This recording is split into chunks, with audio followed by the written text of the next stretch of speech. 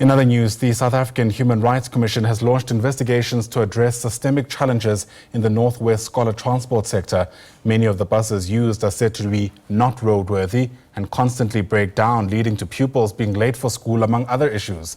The Commission's three-day investigation, where different stakeholders are set to testify, begins today in Mahikeng. SABC News reporter Thabang Morutloa has more.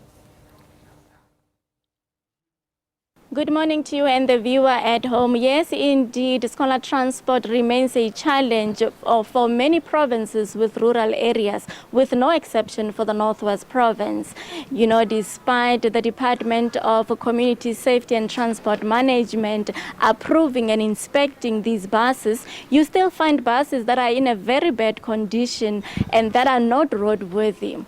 And recently we even had learners from Maselonyane Secondary School here in Madiba outside Mahikeng protesting, asking for the government's intervention regarding this crisis of scholar transport, citing that this does indeed infringe on their right to basic education and also poses a danger to their lives.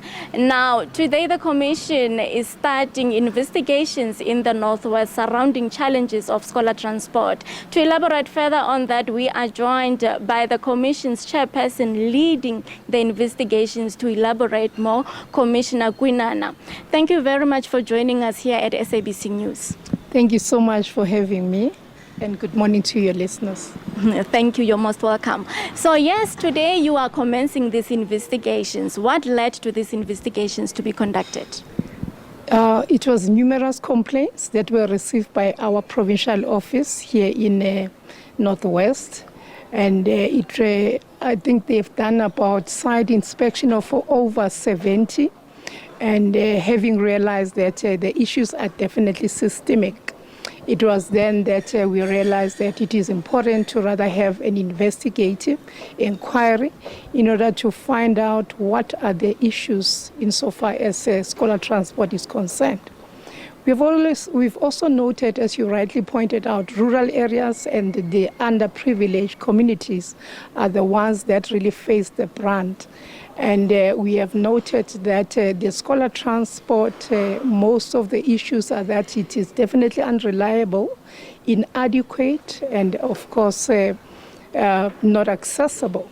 So it is on those bases that we thought that it is important then to collate this information, which will then decide on how to proceed with it at a later stage. What kind of stakeholders will be invited here to come and testify in these investigations? So for our first day, we are looking at the complainants. So these could be individuals in terms of citizens. It could also be civil society, who will then be giving the evidence. That is for the first day.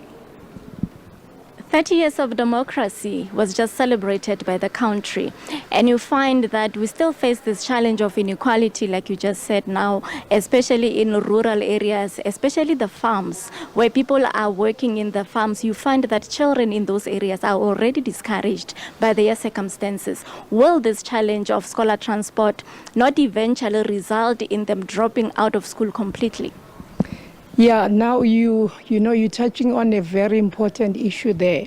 So what we realize is that the right to education is definitely being violated. And this is what was also mentioned by the children just recently when we had a conference with them, that for as long as these issues are not resolved, it becomes a problem. But that is why not only are we going to hear from citizens and civil society, but we're also going to hear from accounting officers, that is the head of departments.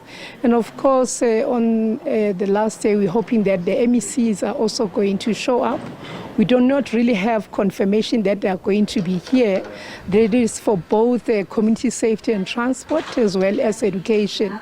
But we're hoping that they will come, because it is important that they account to the communities as to why do we have these issues 30 years into democracy, as you rightly pointed out.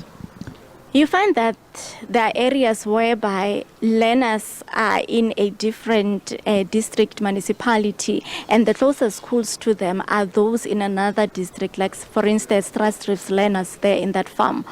They are in the Ngakamudirimo district municipality, but the closest schools to them is in the Bujanala district. Now they are not given transportation because of that. Will the commission be looking at cases that some sort relate to those ones? Definitely, that becomes important where the schools are located, because then it informs the issues with regard to whether transport should be provided or not. But over and above that, we also get concerned because of where these children have to travel. You know, even if the school might be located not 5 kilometers away from where they reside. But you find that they are going to be traveling in an area that is unsafe.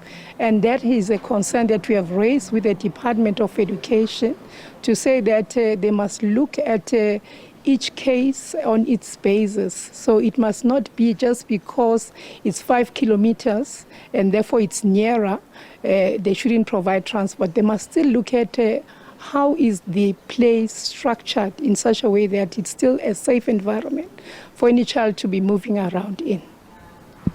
Thank you very much for affording us time to speak to you. That is the commissioner that is leading the investigation, Noma Hlubi Kwinana.